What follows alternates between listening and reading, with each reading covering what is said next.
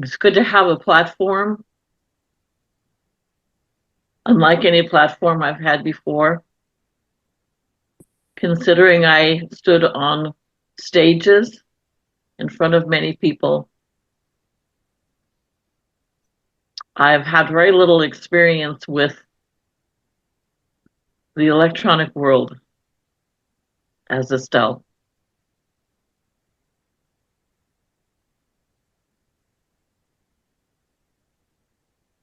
I've heard many people cry out,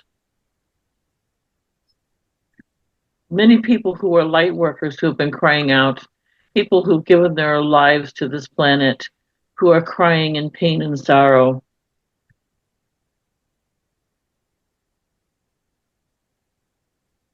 I hear you feel that you're not sure that you're enough, that what you're doing isn't necessarily directed as completely as you would like it to be. I too feel that way at times by choosing to continue to be with all of these earth maladies and conditions. And it's a delicate balance to know what to say to you at this time. The first thing that I wish to say to all of you is you are not alone.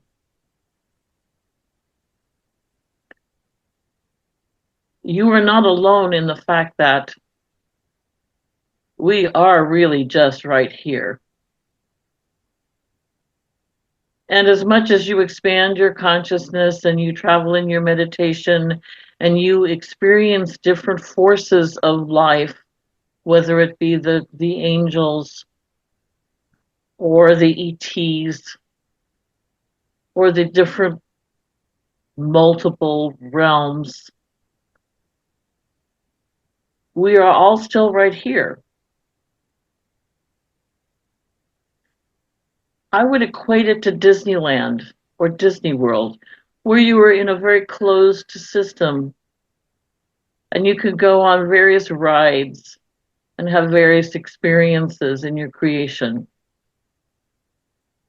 The problem is when we get stuck on one ride because we really like it a lot, it's addictive. And the more we ride that one ride, we forget there are like 30 other rides in the park where you can also enjoy yourselves. There are pavilions, there are places to eat, there are places to sit and relax. But there is an addiction to this one ride, whatever it may be for you. The reason I use that metaphor is that's where this globe is right now. In trying to simplify it, I don't mean to ignore the potentials and the harm and the disagreeable energetics that are taking place. But I preface it with understanding that this is not the only ride for all of you. And by understanding that, you can move into other places within your own self and expand into other global communities of thought, which will help you navigate this time period. On a Zoom Friday night with Dan and Regina and Jeanne, I kind of prepared them for what I was going to say today. From this side, I don't have the nervousness that I had every time I stepped foot in front of an audience and let myself go and let Red Cloud direct me. From where I am now, I am more of myself, much more of Estelle, and I am also choosing to be a guidance counselor. And so please understand when I speak to you today that I do not wish to bring up more trauma or terror I wish for you to see in your centered space how all of this chaos is playing itself and how you can work with it. And there are several levels. There is the level that you hear about, whether you choose a certain media outlet, however you get your information. And that's all tied into one narrative. Then there is the karmic narrative, which is right versus wrong, country versus country, leader versus leader, ego versus ego. And then there is the cosmic level. The fact that this planet has always been designed for choices. It is intense and filled with all sorts of different issues because that is its program. And when any of us decide to incarnate, we come in with the knowing that we are trying to find our center in the midst of a very chaotic realm. That is, and I don't mean this lightly, the fun of it. There are things in this particular place and vibration that cannot be experienced in anything close by. And so when you jump into the chaos, the dissension, the ego, the karma. It's part of the ride. So let us look at this from the standpoint of the karmic experiences that are going on right now on a global level and not the individual.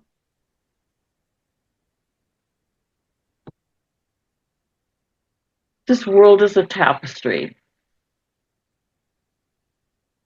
And all these different elements are woven into this tapestry.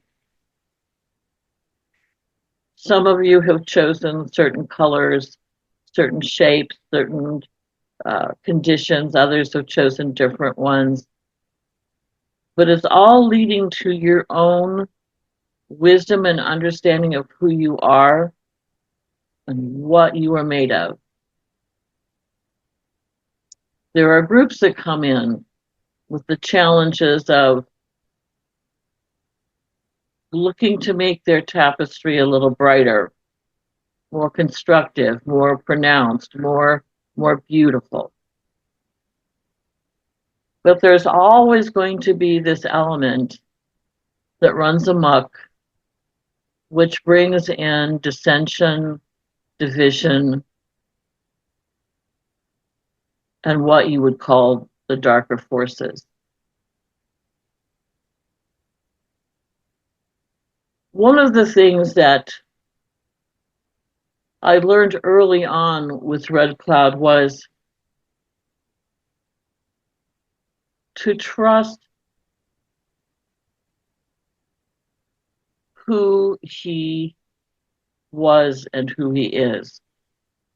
That his agenda was to work through me with clarity and confidence. Here is an energy that was an earth incarnation which received so much trial and tribulation.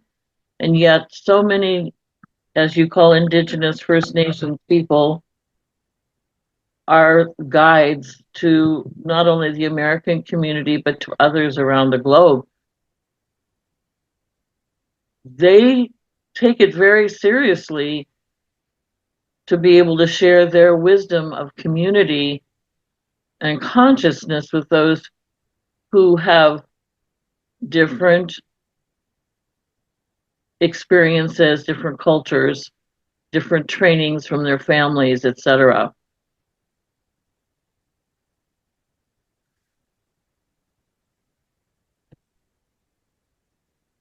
It is a dark energy right now that is pervading the planet.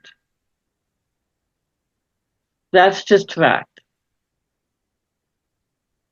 Do you need to succumb to that? No. Do you need to play into it? No. Do you need to fight it? Yes. Do you fight it with guns and bombs? No. You place yourselves in the midst of the darkness as beacons of light. For those living in the United States, you don't have to go anywhere because it's already there. There is this great movement at play to dissolve a certain level of humanity. But it goes beyond just the human input. It is, if you would call it, a toxic virus that emanates and flows, just like you have viruses in your human community. If you see it as such, then it is very easy to work with it and to remove it. We have to be honest about the influences on the planet. What does that mean in terms of where the US is going right now? Well, certain factions are digging big holes in the ground. Other factions are already living in holes of the ground, saying, no, I don't believe that's what's happening, and I'm going to just hit here until the storm blows over. And others are standing in the storm and saying, no, wait a minute, we're tired of this. Which one are you? Gandhi, in his wisdom, has said through Jeanne and many others that the collective is the most powerful energy on the planet. The only way to change the collective is to change each individual perception of life and creation. And that is, we're never alone and we never die. But it also is, as you sow, shall you reap. But I would say for most of you here in this group that you're very aware of karma and you have been clearing it, because once you come here, it happens whether you want it to or not. It's part of the deal when you come into Disneyland. It's an energy field. And so my message to all of you is this. Don't pretend that things are not going to get worse. Jeannie had a real hard time with that when I told her that a few days ago. But she understands. And sometimes things, when they get to a certain point, just have to play themselves out. When the dam finally bursts, the water has to go somewhere. But I don't mean this to be a message of doom and gloom. My message is simple. Things are tough. They're going to get tougher. This is the way things have aligned in a free will environment. And the job for any of you is to be sure in yourself that you are whole, that you do not walk down the path of darkness or fear. This world is a fear-based world and will continue to be so, because that is how it has been designed for your personal evolution. And for me, I cannot say to you, oh, gee golly whiz, just be loving people. Well, I can say that and I truly support that, but you need to be truly loving people who stand firm in the knowing that you're going to see this shift, but you're going to know at the end of it that it comes to the point where light and goodness and love once again plays out. You see, that is what this planet is about. And so many civilizations who have come before and who are going on right now where you are not able to touch in their vibration are facing the same elements of right and wrong and choice. That is why this is such an incredible experience to be here. And that is why there is so much guidance to support you and cheer you on. You decided to come into this really intense game of life. And we're cheering you on. You can do it. You can do it. Oh, Hyacinth, don't give up. Everything's going to work out for you. It's just that we have expectations.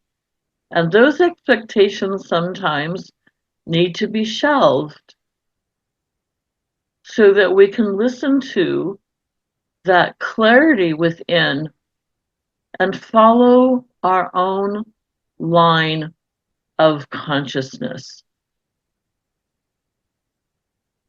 The collection of thought that says we align with the light of love and the I am is massive when it is all lined up. Again, Gandhi said, look what I did, motivating people to fight. This is not a pretty place. It is a pretty place, but it isn't a pretty place.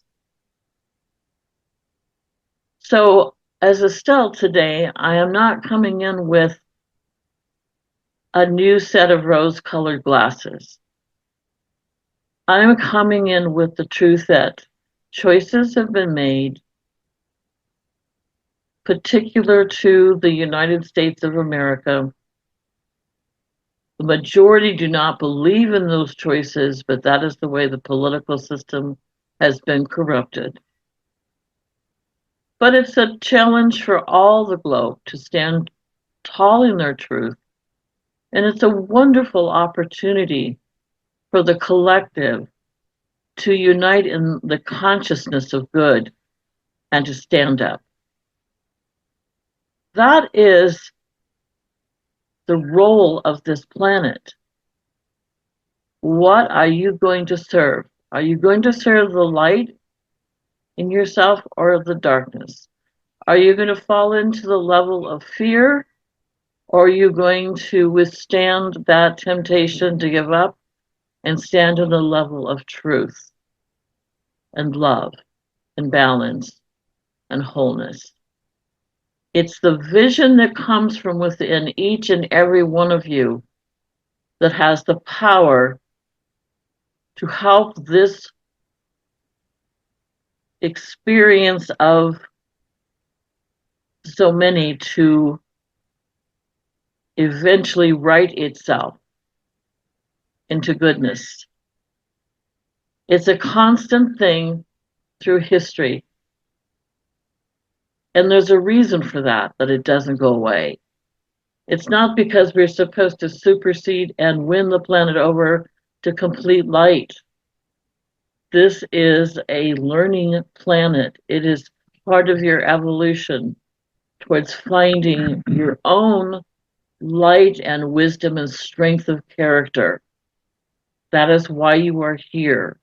That is why we have horrible problems and horrible stories, so that we may learn about ourselves and our ego and our choices, and to move so completely away from the enemy of fear that we are able to do whatever is necessary to be that pillar of strength and courage and to take whatever action we feel led to take. And with that, I'm going to say a prayer and call on the beauty of the collective world at this moment in time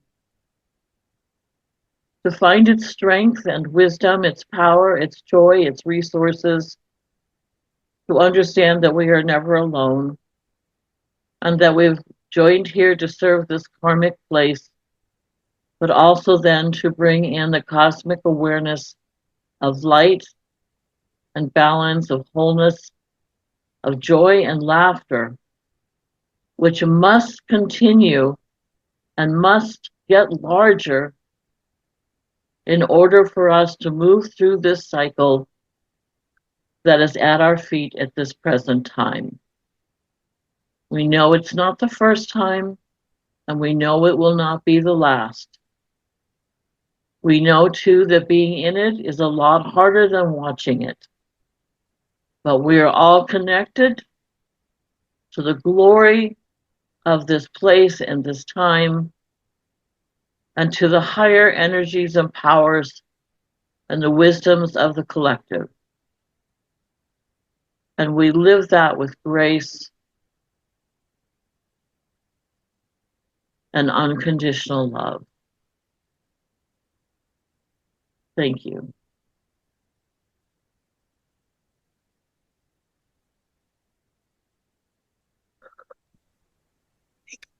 Thank you, Jeannie. Thank you, Estelle.